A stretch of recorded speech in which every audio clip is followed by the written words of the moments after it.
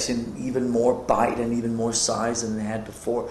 Jason, God bless him, was an incredible bass player also, but he had a tendency to play more with the guitars, where Robert has a tendency to go more to the drums, and it makes, I think, for a fuller sounding band. You know, he's just a motherfucker.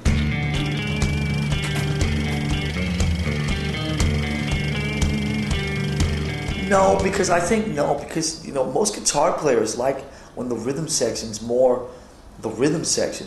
So what you do is you kind of set up a foundation. It's a good question, but you set up a foundation for the guitars to kind of do their own thing. And so guitar players like to be out in front, like to do their own thing out in front. So they like it. I think they like when the bass player hangs with the drummer, because it gives them a chance to kind of shine a little more, you know.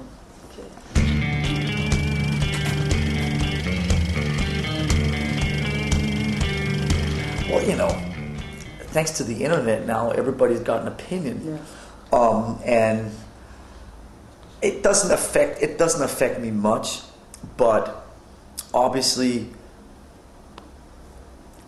you have to, because of the internet, and everybody can be anonymous now in their opinion. All right, if you tell me to my face what you think of Death Magnetic, you're probably going to use words that are, let's say you don't like Death Magnetic, right? You're just going to say, listen, it's not so much my cup of tea, I don't, you know, but if you're sitting behind a computer, you know, fuck you, Lars, you fucking cunt, fuck you, I hope you die, Death Magnetic sucks. That's a different kind of thing. You'd never say that to my face, because I'd, you know, beat the shit out of you, right? So the computer gives that kind of additional element of the internet and the anonymity of it, and that sometimes can be really difficult to deal with, because I'm a really good guy. James Hetfield is a really good guy, and James Hetfield shouldn't die, and James Hetfield shouldn't go back to drinking or whatever people say. You know, it's this, you know. So it's sometimes that can be a little bit weird, and you kind of condition yourself to maybe not pay attention to that. But it's difficult because you go on the internet, that's right there in front of you. Do you know what I mean? Somebody's, you know, and so it's. I appreciate constructive criticism, but as you're well aware, there are some people that make a sport out of hating Metallica, and their life is dedicated to hating Metallica. Quite bizarre, but obviously these people are always there. They have been there ever since we put Fade to Black on Ride the Lightning, and they started yelling sellout because of the acoustic guitars. It's a side of us that we've obviously been used to for 20 plus years, but constructive criticism is okay, but when it's just pure hate, then of course it's silly and obviously unnecessary.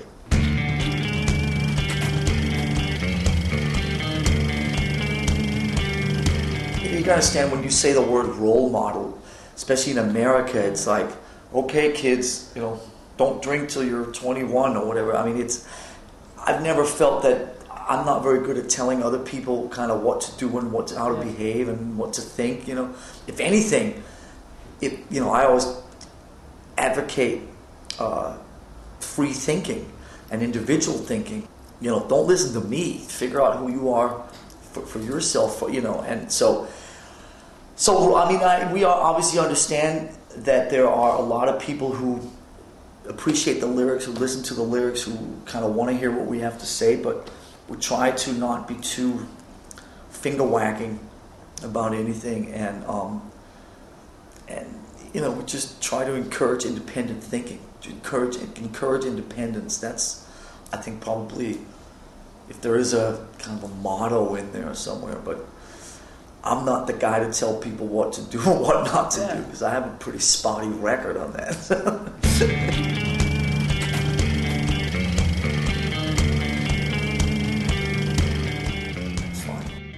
Glasses of red wine here and there. Drugs are gone. I'm 44 years old. It was a lot of fun in the 20s and 30s. But listen, we can still, you know, we can still fire it up if we have to. And we had a week in London here where a lot of the bands that were playing Reading all stayed at the same hotel. And you walk into the lobby and here's a couple guys from Rage Against the Machine and here's somebody else, and it's like, whoa, and okay, now it's 3 a.m, maybe we'll have, the 17th glass of red wine, but no more drugs, no more of all the other girl stuff and whatever. Families now, but trust me, we've had a lot of fun. Nobody should feel sorry for us. We've had a lot of fun and have a lot of great stories to either keep in our heads or to one day share. I don't know if the world needs to hear all this stuff. Maybe I'll invite you over to my house one day. I'll tell you some of them when the camera's off.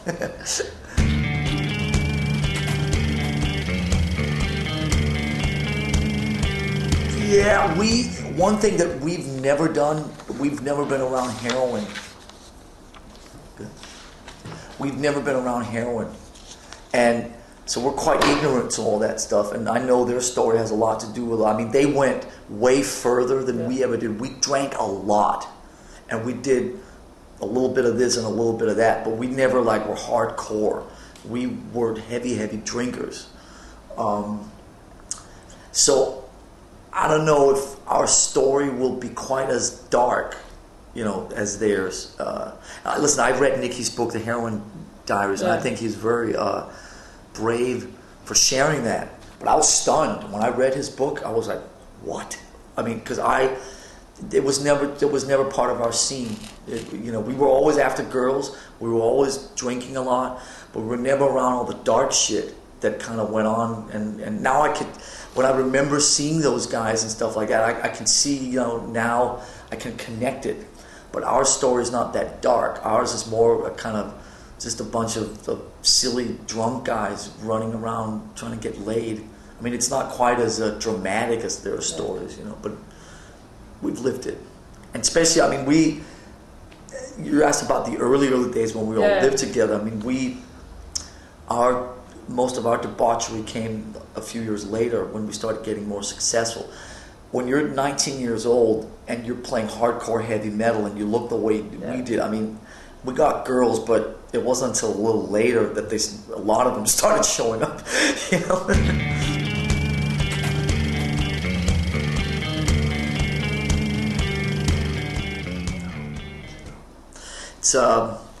It's actually, if you had asked me 10 years ago, I would probably have expected it to be, no,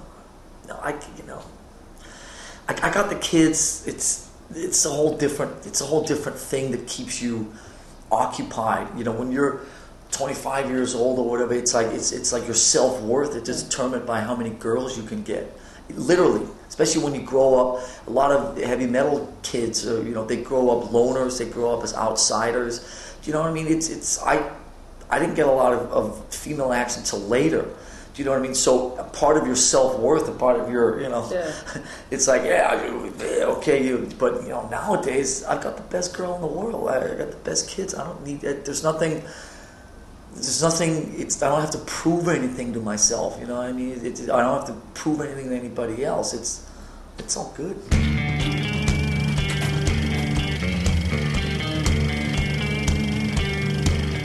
No, I don't regret any of it. No, I don't regret any of it. Sometimes, we've always been very open about what we've done. We've never been particularly secretive, and I'm proud of Metallica's openness. I really am. We're very, very open and accessible. And so we sit there and you tell some magazines, all the girls we used to have in the shower, or all this we used to do, or whatever, and then you read some magazine that jumps out at you and you say, wow, my oldest son could actually read that. It's like, I'll put that over here under the couch. But no, I'm not ashamed of any of it. I'm not. So if there was a white leather jacket that maybe I shouldn't have worn, for a few months. There was a couple of fashion mishaps. There was something with an internet website about 7-8 years ago.